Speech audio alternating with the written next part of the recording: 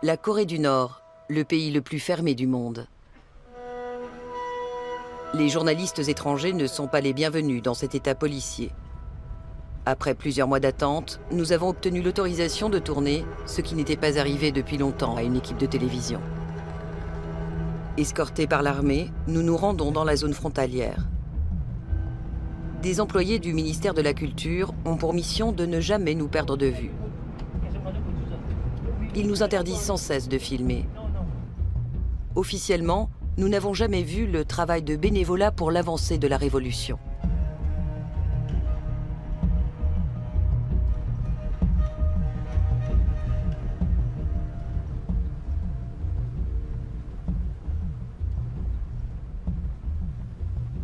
Au 38e parallèle nord, là où passe la frontière, nous apercevons la Corée du Sud.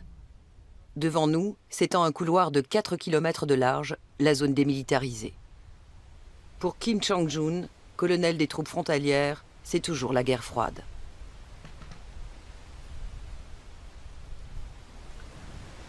Vous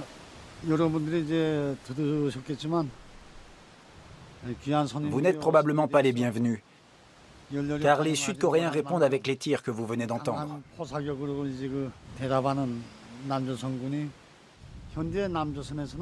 En ce moment, les armées américaines et sud-coréennes mènent des exercices militaires conjoints.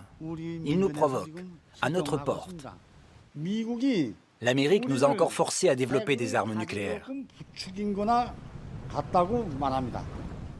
Notre pays est tout petit, mais aujourd'hui, il est devenu si grand et célèbre. Nous n'avons jamais tiré une flèche contre l'Amérique. Pourquoi ces pays puissants veulent-ils nous engloutir et se conduisent-ils mal? Nous sommes un peuple innocent. Selon des déclarations faites par des témoins à une commission des Nations Unies, environ 120 000 prisonniers triment dans les camps nord-coréens, comme le montrent aussi les images satellites. Toutes ces accusations absurdes. Comment peut-on dire que les gens sont opprimés en Corée du Nord? Les enfants, les jeunes et jusqu'aux personnes âgées, nous sommes tous convaincus de l'idéologie du Juche. Et nous ne pouvons pas vivre sans elle. Elle est imprégnée dans notre chair et notre sang. Le Juche, littéralement autonomie, est la doctrine du régime totalitaire nord-coréen. Il propage l'idée de défendre l'honneur et la souveraineté nationale. C'est l'opium d'un peuple opprimé depuis longtemps.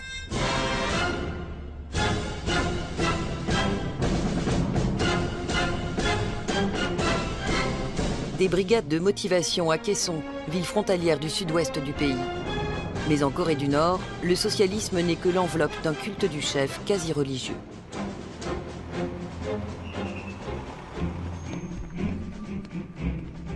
Flanqué de surveillants locaux, notre chef de délégation se doit de rendre hommage au fondateur de l'État, Kim Il-sung. Bien que mort, le président éternel est toujours officiellement à la tête de la République populaire démocratique de Corée. À Kaesong, le père de la nation a fait construire le premier des nombreux palais des enfants. Filmer sa statue de derrière est un sacrilège.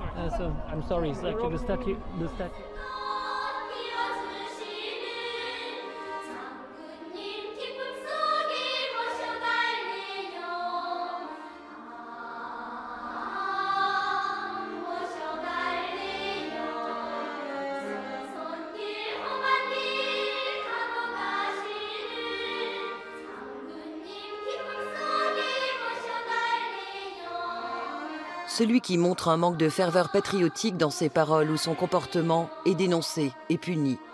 Chaque semaine, les enfants sont obligés de faire leur autocritique et surtout de blâmer leurs camarades de classe.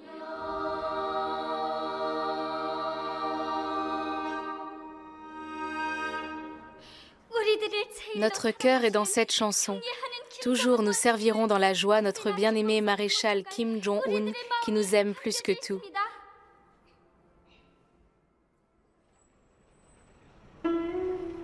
La Corée du Nord est sortie de notre temps. Comme le président éternel a remplacé l'anniversaire du Christ par le sien pour faire débuter le calendrier, 24 millions d'hommes et de femmes vivent en l'an 102. Sur les images satellites prises de nuit, le pays est un trou noir. Tout citoyen nord-coréen qui souhaite quitter son lieu de résidence a besoin d'une autorisation spéciale. Il nous en faut une dès que nous voulons tourner. À chaque fois, nos surveillants doivent présenter des dizaines de papiers tamponnés aux autorités locales. Ils ne quittent pas le porte-documents du regard. D'une manière générale, nous sommes épiés en permanence, y compris la nuit. Nous n'avons même pas le droit de quitter l'hôtel pour une balade. En principe, nous ne sommes pas autorisés à filmer les personnes qui marchent sur le bord de la route. À la campagne, la pénurie de carburant paralyse le trafic automobile. Il est également interdit de filmer ces travaux agricoles qui paraissent d'un autre âge. Ou encore les innombrables points de contrôle militaire que nous avons passés pour nous rendre dans le monde figé de la province. Outre les sols appauvris ou érodés et le manque d'engrais mais aussi de pesticides, la mécanisation insuffisante est la cause principale des récoltes médiocres. Même à la coopérative modèle de Sariwon, à 60 km au sud de Pyongyang, on ne trouve que quelques vieux tracteurs de la marque nord-coréenne Cholima.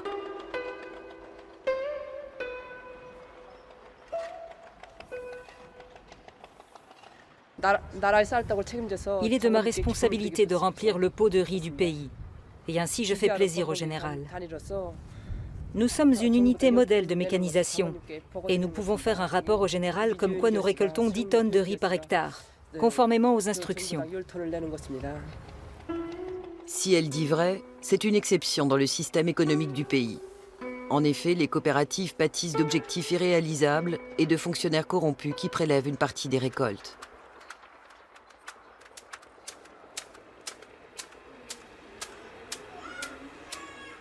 Toutefois, seule une fraction d'enfants souffrent encore de malnutrition dans certaines régions, depuis que les paysans peuvent cultiver des potagers et vendre les excédents sur les marchés. Comme Kim Sun-hee, 62 ans. Nous n'avons rien à envier au monde. Nous vivons dans une très bonne maison, sans rien payer. Et comme mon mari et moi étions des travailleurs assidus, nous recevons chacun 600 grammes de riz par jour de l'État. En tant que sage-femme, j'étais très fière de mettre au monde des enfants qui pourraient devenir des scientifiques, des héros un jour. Après, j'ai suivi mon mari ici. J'étais si fière d'être une agricultrice qui remplissait le pot de riz du pays. Le travail n'était pas difficile, mais intéressant. Aujourd'hui, je bénéficie d'un soutien de l'État comme étant une personne méritante. À la coopérative, j'étais principalement responsable de la distribution des documents de propagande.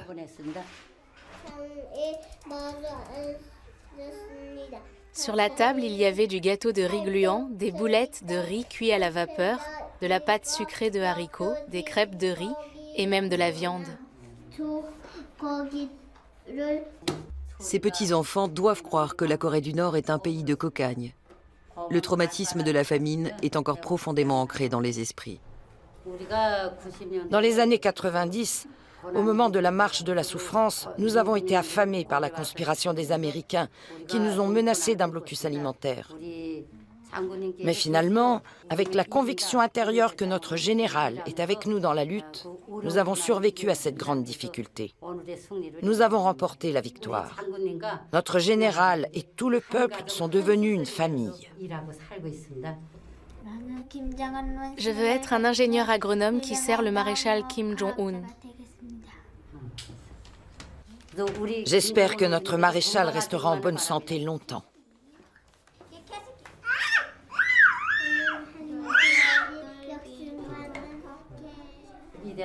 Le jour où le bien-aimé général Kim Jong-il est entré dans notre maison, je me suis sentie comme si c'était mon propre père qui rendait visite à sa fille mariée.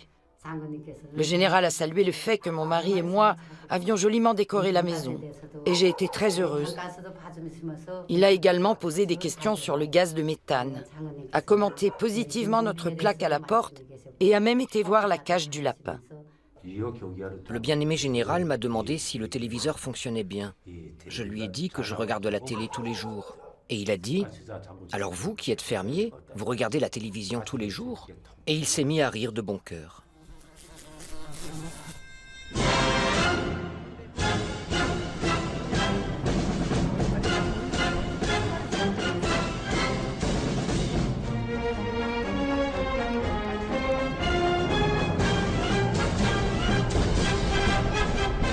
Des camions militaires équipés de moteurs à combustion. Là encore, interdit de filmer.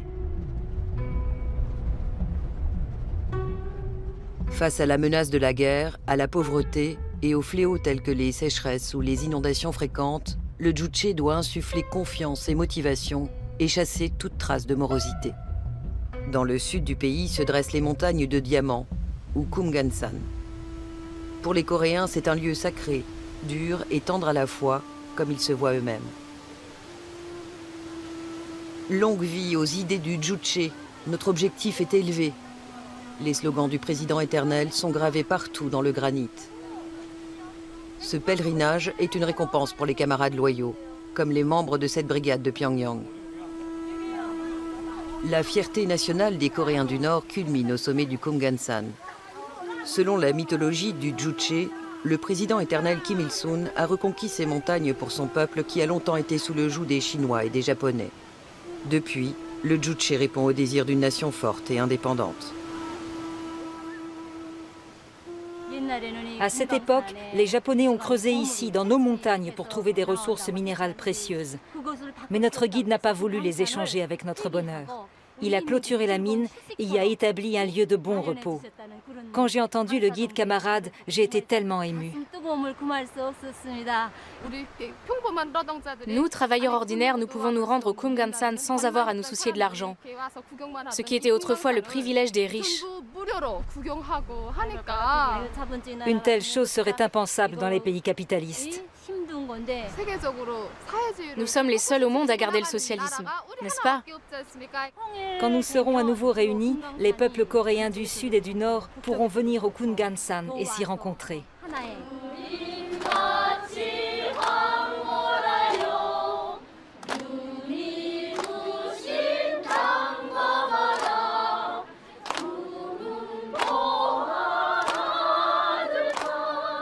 Situé à la frontière intercoréenne, le Kumgansan est un lieu chargé d'émotions. Depuis la politique de détente instaurée en l'an 2000, on y organise par intermittence des rencontres pour les familles séparées par la guerre.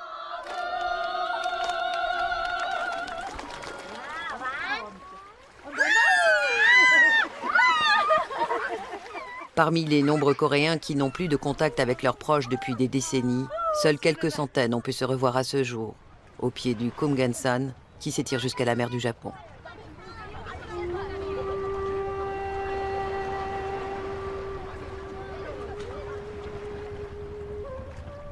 La réunification des deux États paraît cependant éloignée. La Chine veut maintenir le régime nord-coréen comme zone tampon avec la Corée du Sud, alliée des États-Unis. De son côté, la Corée du Sud redoute le coût d'une réunification.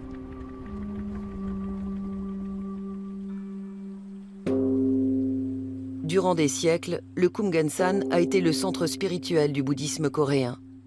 Sur 14 monastères, le Shingeisa est le seul qui ait survécu. L'idéologie officielle de la Corée du Nord ne tolère aucun autre culte que le sien. Les chrétiens sont persécutés sans merci et les bouddhistes considérés comme des ennemis. Seuls quelques-uns de leurs temples ont été conservés comme éléments du patrimoine culturel national. Kim Jong-un est le plus jeune des deux moines de ce monastère vieux de 500 ans. Notre grand chef a garanti la liberté de religion et a même mis un paragraphe spécial dans la Constitution. Par conséquent, nous, bouddhistes, préservons notre foi et vivons avec elle. Paragraphe 18, chapitre 5. Le dernier rapport des Nations Unies fait pourtant état de cas où la seule possession d'une Bible a conduit à la torture, voire à la déportation dans un camp.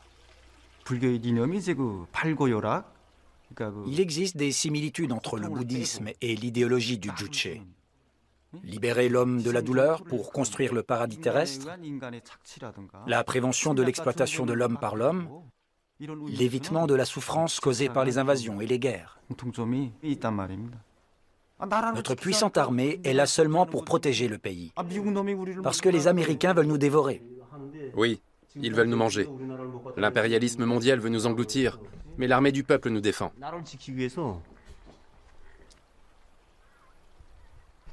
C'est épuisant. J'ai mal aux hanches à force d'être debout. Bien, arrêtons-nous.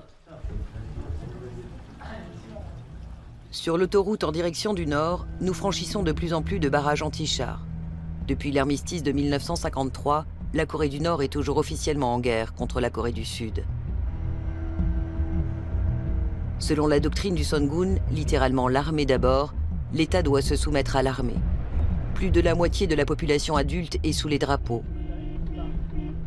Le service militaire dure 4, 8, voire 10 ans.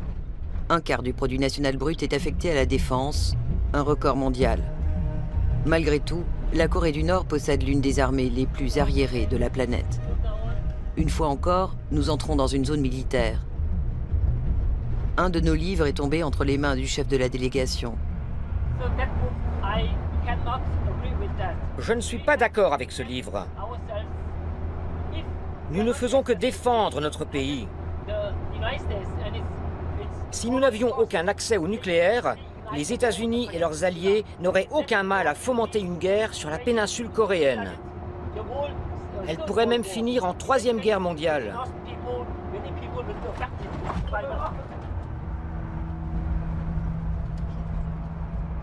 L'appareil politique a réussi à faire croire aux Nord-Coréens que leur petit pays était menacé par le reste du monde.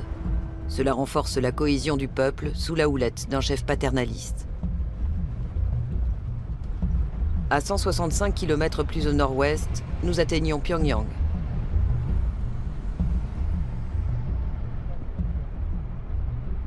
Pour le régime, le véritable danger se trouve désormais dans la capitale qui compte 2,6 millions d'habitants. Une nouvelle élite marchande y a vu le jour et elle a besoin de liberté d'action pour son développement économique. Elle est de moins en moins dépendante des faveurs de l'État et des privilèges qu'il octroie, comme des postes dans l'administration ou l'armée. C'est cette élite en plein essor qui pourrait déclencher un changement de l'intérieur. La production industrielle publique, elle, reste toujours soumise aux contraintes de l'économie planifiée. L'usine textile de Songgyo en est le parfait exemple. Mais ici aussi, il souffle un vent de renouveau. De plus en plus de tissus sont importés de Chine, transformés en sous-vêtements ou en vêtements de sport et réexpédiés dans ce même pays. Parmi les 1100 ouvrières de l'usine, Lee Yen-hyang, 25 ans, est considérée comme la plus efficace. Je suis encore jeune. Et les jeunes ne sont pas fatigués, même s'ils travaillent beaucoup. L'idée que j'effectue ma tâche pour améliorer le bien-être du peuple me permet d'être toujours en forme et motivée. J'ai choisi ce travail pour apporter ma contribution à la vie de mes camarades. Le jour où le maréchal viendra visiter notre usine, je veux lui donner le maximum de plaisir et de contentement. C'est mon plus grand souhait. Si le bien-aimé maréchal vient voir notre entreprise et qu'il est satisfait, je vais enfin pouvoir m'occuper de mon mariage.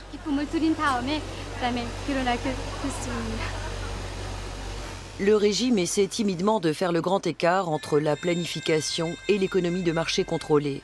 13 nouvelles zones économiques spéciales doivent voir le jour. Cela assurera à la Chine une main-d'œuvre encore moins chère que sur son sol et à la Corée du Nord un apport essentiel en devises. Depuis l'effondrement de l'Union soviétique, le géant voisin est le principal partenaire économique. Il maintient la Corée du Nord en vie avant tout par l'importation de ressources naturelles. Malgré l'embargo international, le ministère du Commerce s'efforce de rendre le pays plus autonome par le biais de joint ventures.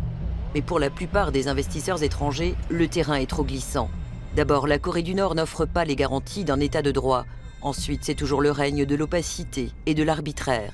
Enfin, les investisseurs occidentaux risquent d'y ternir leur image de marque.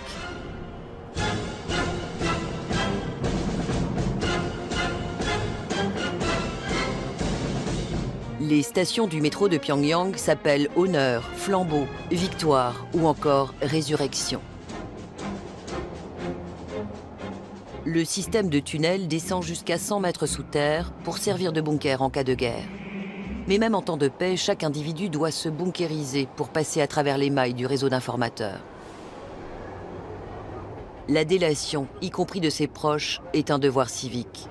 Celui qui s'y dérobe est puni, ainsi que toute sa famille, comme le prescrit la doctrine du Juche. La semence des ennemis de classe doit être éliminée sur 3 générations. Une liste recense 18 actes contre-révolutionnaires.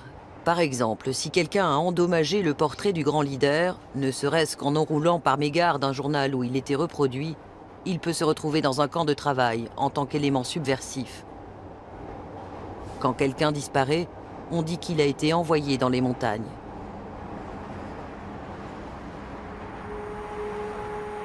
Même dans les tours d'habitation modernes, des surveillants peuvent faire irruption n'importe quand, au moindre soupçon, y compris la nuit. Nous sommes invités à admirer la prospérité du pays dans cet appartement modèle. Tebog, ton père travaille dur, à la grande joie de notre bien-aimé maréchal. Toi aussi, travaille bien. Oui, Et puisque tu as été si bon à l'école aujourd'hui, veux-tu que je te prépare du boudin noir, ton plat préféré? oui.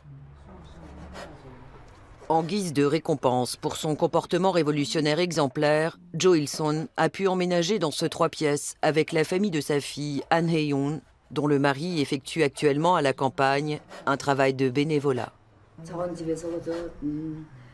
Le fait que nous ayons le chauffage, le gaz et l'eau courante rend la vie très pratique. C'est une grande joie d'avoir obtenu cet appartement confortable. Et comme ma famille prend bien soin de moi, que je mange toujours des plats délicieux, maintenant les gens me disent que j'ai rajeuni.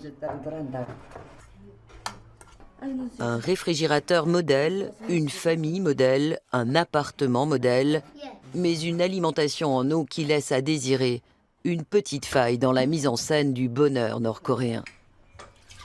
Sur les marchés privés, 1 kilo de bœuf coûte 5 à 10% d'un salaire mensuel, comme celui que gagne Han Hye-yoon en tant que brodeuse ou son mari en tant que chauffeur. Tu veux une banane? Assieds-toi correctement et mange. Mange gentiment, Tebog, et lave-toi les mains.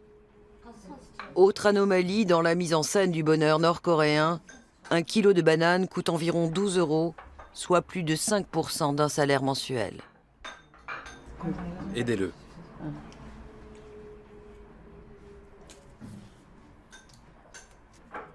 Régale-toi. Tu dois avoir faim. C'est bon, Tebog? Ta grand-mère t'a donné quelque chose de vraiment délicieux.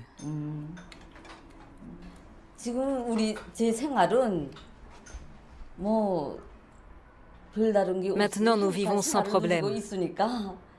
Comme vous pouvez le voir, nous menons une existence très insouciante et vraiment heureuse. Grâce à l'amour de notre maréchal, nous sommes parvenus à la prospérité. Chaque mois, il nous offre des œufs, de la viande et des fruits de mer. Tebog, viens, on va manger. Comme vous pouvez le voir, nous jouissons de la prospérité du socialisme. Parce que ta mère t'a préparé un plat si délicieux, tu dois bien travailler et devenir un homme grand. Mange bien, Tebog. Bois d'abord une gorgée d'eau et bois de la main gauche. As-tu fini tes devoirs, Tebog? Après le repas, tu répéteras aussi les chansons.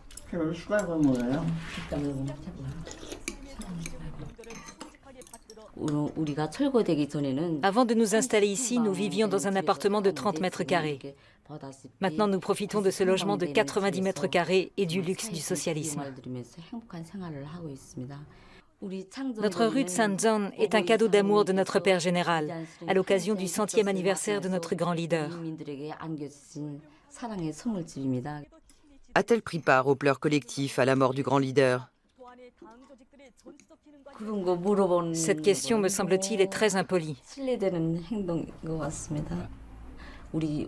Quand nous avons perdu notre père général, tous les membres de notre peuple ont éprouvé une profonde tristesse. Nous avons tous pleuré.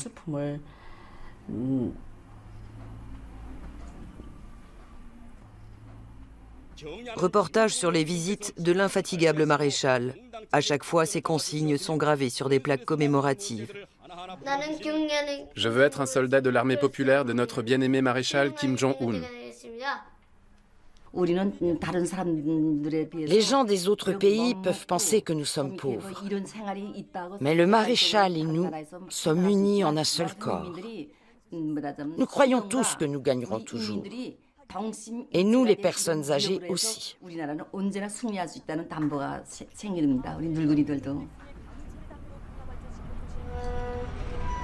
Des lieux de pèlerinage sont destinés à nourrir la foi dans la doctrine du Juche. Tout comme son fils, le leader bien-aimé Kim Jong-il, le président éternel et soleil éternel de l'humanité Kim Il-sung est une icône nationale omniprésente avec plus de 30 000 statues et 2 fois autant de tableaux. Quant au portrait de l'actuel dirigeant Kim Jong-un, pilier spirituel et phare de l'espoir, ils ne seront exposés qu'après la fin du deuil de son père.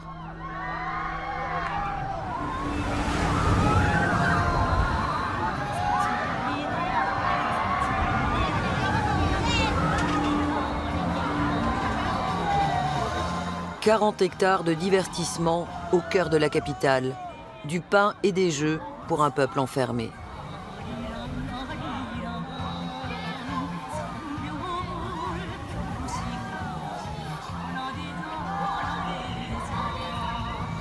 Tous les soirs, la foule se presse à l'entrée du Kaesong Yuwonji, l'un des nombreux parcs d'attractions de Corée du Nord. Le despote Kim Jong-un a décrété que ses sujets devaient s'amuser.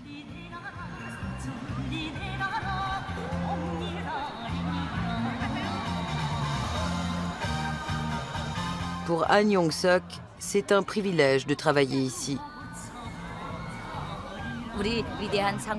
Notre grand général et notre bien-aimé maréchal nous ont donné ce parc d'attractions, de sorte que les gens puissent se remettre du travail quotidien et soient prêts à offrir une bonne performance le lendemain. Notre peuple, comme nous le voyons, bénéficie d'une vie heureuse. Notre système est donc le meilleur du monde.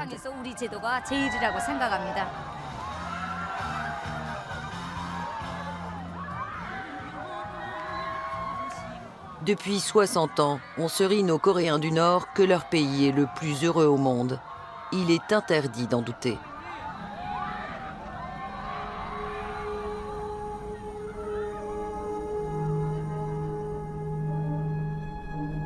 Même à Pyongyang, où vivent leurs familles, nos surveillants se sont installés à notre étage de l'hôtel.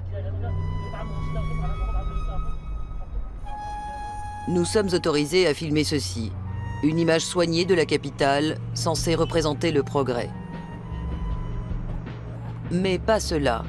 L'intérieur du nouveau temple du luxe, Haedangawa.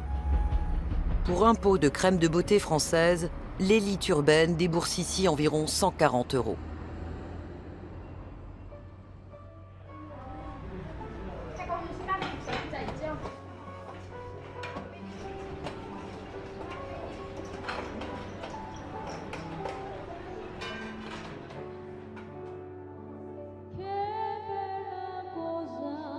Si l'accès au monde extérieur est réservé à la nomenclatura, on peut désormais assouvir son envie d'ailleurs dans la dizaine de restaurants privés de la capitale, en général des joint ventures, comme la pizzeria Pyeongchonghaeun.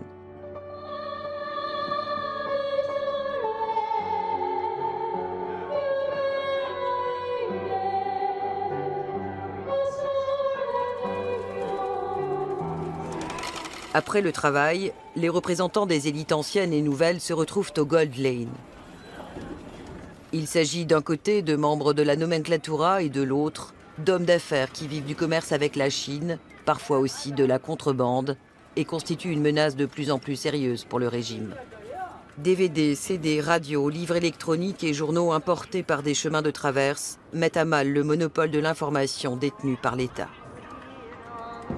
Pour l'heure, ces privilégiés jouent encore avec des jetons et ne peuvent dépenser leurs gains que dans le magasin d'État, tandis que de vieilles boules de l'ennemi américain roulent sur la piste de bowling. Pour renforcer les liens entre le dirigeant et la population, une patinoire tout en verre a été construite. Le jeune dictateur en aurait interdit l'entrée aux patineurs professionnels en déclarant qu'elle était exclusivement destinée au peuple laborieux. Le régime totalitaire de la dynastie Kim est fondé sur le culte de la personnalité depuis 60 ans. Et aujourd'hui encore, l'effet s'en fait ressentir jusque sur les jeunes, comme Park Geum-ji, professeur de patinage. Comme vous pouvez le voir, tout le monde se débrouille presque comme des pros. Après un tour sur une chanson joyeuse, vous pourrez vous rafraîchir et continuer ensuite à vous concentrer sur la tâche de la révolution. Rencontrer notre bien-aimé maréchal, c'était mon plus grand souhait. C'est devenu une réalité sur notre patinoire. J'avais le cœur battant et je me demandais si j'allais arriver à patiner. Je ne peux pas croire que je l'ai vraiment approché. C'était comme un conte de fées. Au moment de la photo souvenir, je me suis accrochée à son bras. Je voulais m'assurer que ce n'était pas un rêve. J'ai même touché ses vêtements.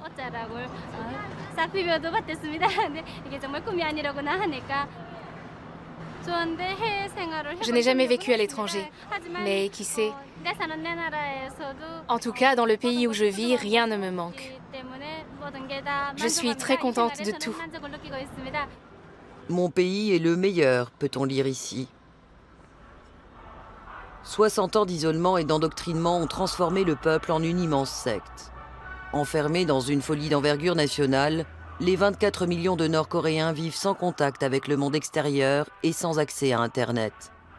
Ils sont constamment abreuvés de propagande, manipulés par la presse et la littérature du parti et placés sous étroite surveillance. Le régime répressif a classé la population en 3 castes et 51 sous-groupes, selon l'origine et la relation au système. Cela détermine de façon irrévocable les chances de promotion et le lieu de résidence de chaque citoyen. Seuls les camarades loyaux de la classe centrale, en général des membres du parti, des héros de guerre et des travailleurs dévoués, peuvent habiter dans la capitale, où le niveau de vie est nettement plus élevé que dans le reste du pays. De nos jours, les sonneries de téléphones portables retentissent dans les rues de Pyongyang. On recense d'ores et déjà 2 millions d'abonnements, limités toutefois aux appels intérieurs. Et des milliers de voitures, de la Mercedes à la marque nationale Paix, klaxonnent dans les embouteillages. Mais un changement culturel paraît encore bien loin. «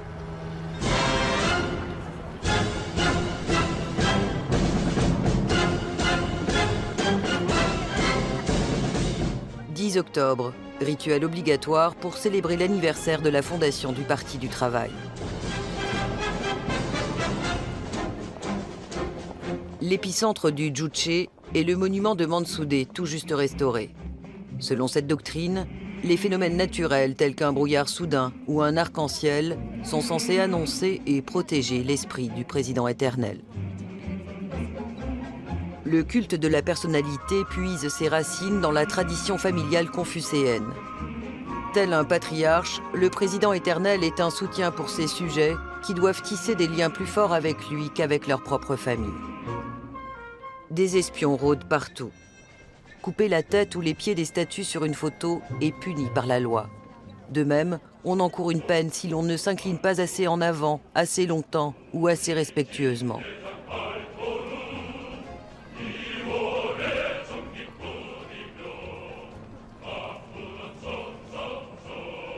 Les Coréens du Nord doivent obéir sans condition au leader illuminé, omniscient et infaillible. Selon la doctrine du Juche, il est le cerveau et le peuple, le corps de la nation. La propreté et le soin de la personne sont considérés comme des devoirs. Pour cela, les citoyens loyaux de la capitale peuvent se rendre dans ce salon de coiffure dirigé par Lee In-sun. Habituellement, en coiffure masculine, nous avons 2 types de coupes. Les cheveux courts ou les cheveux longs. Nous aimons les coiffures qui expriment un esprit frais et passionné. Les Nord-Coréens portent généralement leurs cheveux aussi courts que possible, de façon à ce qu'ils soient toujours propres et soignés. C'est parce que depuis longtemps, les Coréens aiment beaucoup la propreté qu'on nous appelle le peuple blanc. Et c'est vrai qu'il y a un intérêt croissant pour la beauté. C'est une orientation vers un style de vie plus civilisé, plus beau et plus propre. Cela fait 27 ans que Lee Hui-lan travaille ici.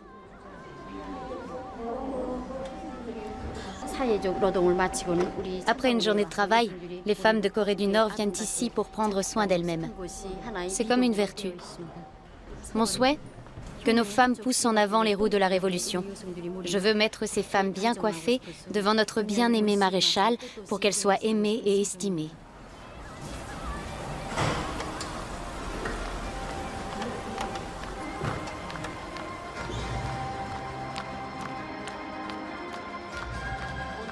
Le delphinarium de Ningya illustre parfaitement la politique du pain et des jeux du maréchal Kim Jong-un.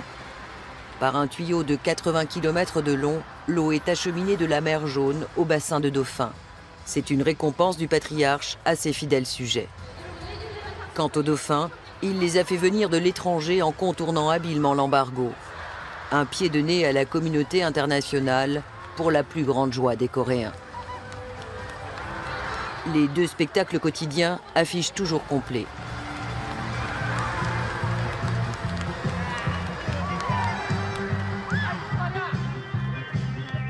Après la cérémonie au monument du grand leader, une fête populaire est organisée dans le parc de Molanbong.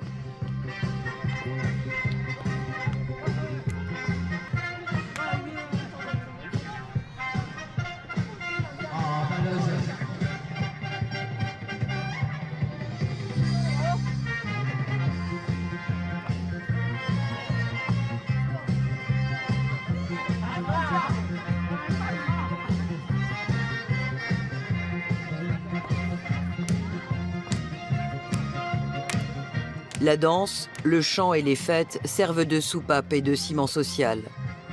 À ce titre, le régime les encourage tant qu'ils sont conformes au juche. La musique occidentale moderne est proscrite. Fredonner des chansons sud-coréennes peut conduire tout droit dans un camp de travail.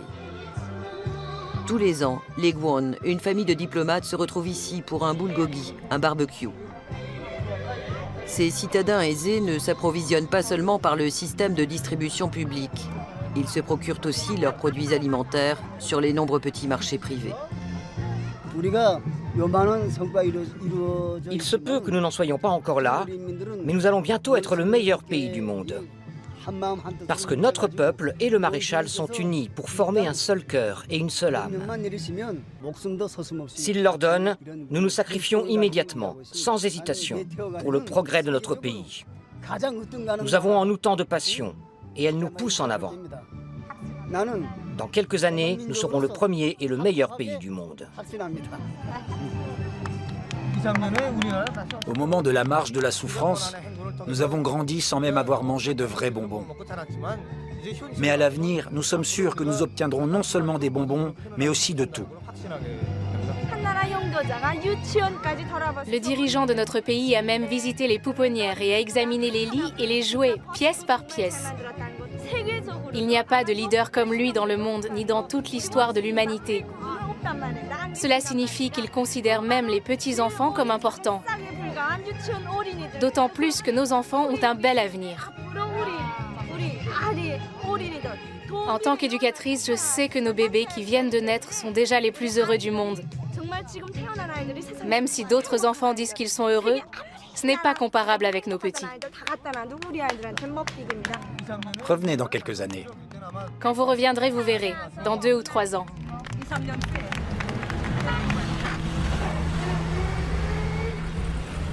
Pour l'heure, en tout cas, il y a encore une panne d'électricité et des files d'attente aux stations de tram. Ces images, nous n'étions pas autorisés à les prendre en quittant la capitale. Sur la route du Nord-Ouest, nous sommes également accompagnés par Oh Jin-myung, un employé du ministère de la Culture qui a fait ses études en ex-RDA. Selon lui, les critiques du juche tiennent de la propagande impérialiste. Ici, en Corée du Nord, personne n'est malheureux. L'idéologie du juche est basée sur le principe philosophique suivant. L'homme est maître de tout. Autrement dit, le peuple décide de tout. Le dirigeant Kim Il-sung est le père de la nation nord-coréenne. Donc, personne ne peut dire « je retire mon badge à l'effigie du président ». C'est à peine concevable pour nous. Vraiment inhabituel. Certains Coréens du Nord qui se sont enfuis racontent qu'il n'y a pas de liberté chez nous. Ils décrivent notre pays de manière farfelue, tout simplement parce que ça les aide à survivre dans le monde capitaliste. Ils mentent pour pouvoir supporter leur vie infâme. Des camps de rééducation, par exemple, je n'en ai jamais vu. Nous n'en avons pas.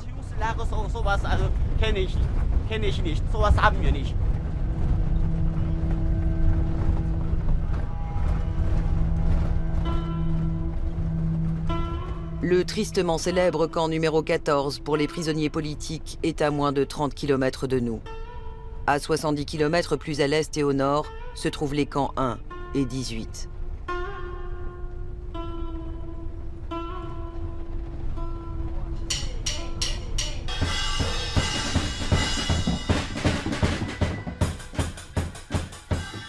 Le dressage et la militarisation du peuple commencent dès le plus jeune âge.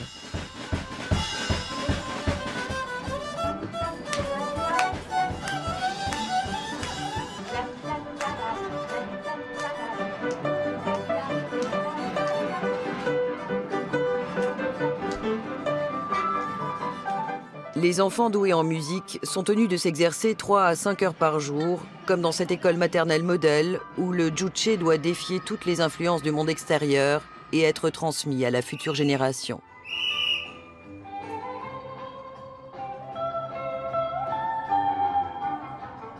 C'est particulièrement important ici à Sinuiju, une zone économique spéciale en pleine expansion située au nord-ouest du pays, à la frontière avec la Chine moderne.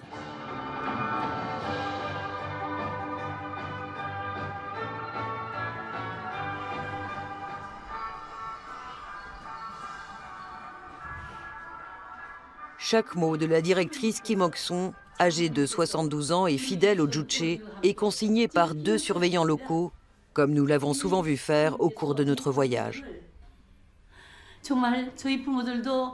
Mes parents ne pouvaient pas prendre soin de moi, ils sont morts. Mais notre chef, notre général m'a élevé. Même si je n'ai rien fait, le grand général m'a offert une fête d'anniversaire pour mes 60 ans. Mes sincères remerciements pour notre cher grand général. Toujours passionné, je vais promouvoir les talents des enfants et vous offrir une joie, cher grand général. Pendant l'occupation japonaise, la vie était si dure que je ne pouvais même pas aller à l'école. Et mes parents et frères ont été ouvriers agricoles chez les Japonais. Le changement est freiné par les vieilles haines que l'on entretient en particulier chez les plus petits.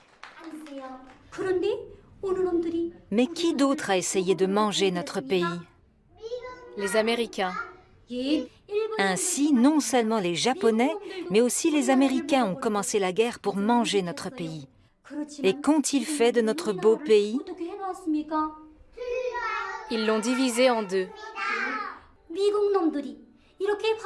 Les Américains ont divisé en 2 notre pays en paix. Alors, quel genre d'individus sont ces Américains? Ce sont des méchants. Ce sont des méchants, et en même temps nos ennemis. Que devons-nous faire avec ces méchants? Il faut les frapper. Le véritable danger pour le régime arrive en douce sur de minuscules clés USB. On y trouve par exemple des séries télé de la riche Corée du Sud qui font douter du bien fondé de l'État communiste. C'est une menace subtile qui ne vient pas des armes atomiques du Sud, mais du Nord, où le monde extérieur s'infiltre via la Chine. Une menace qui entame la foi dans le juche. 50 000 personnes, 20 000 véhicules et des milliers de tonnes de marchandises franchiront bientôt ce pont suspendu sur le fleuve Yalu. En parallèle, de plus en plus de contrebandiers, aidés de militaires corrompus, passeront les 1400 km de frontière avec la Chine et le nombre de travailleurs clandestins en provenance de Corée augmentera inévitablement.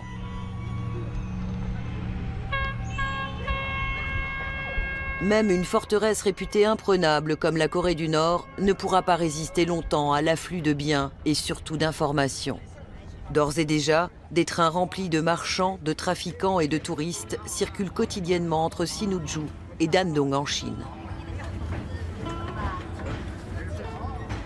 Et si jamais s'amorce un jour une lente ouverture, voire un changement profond,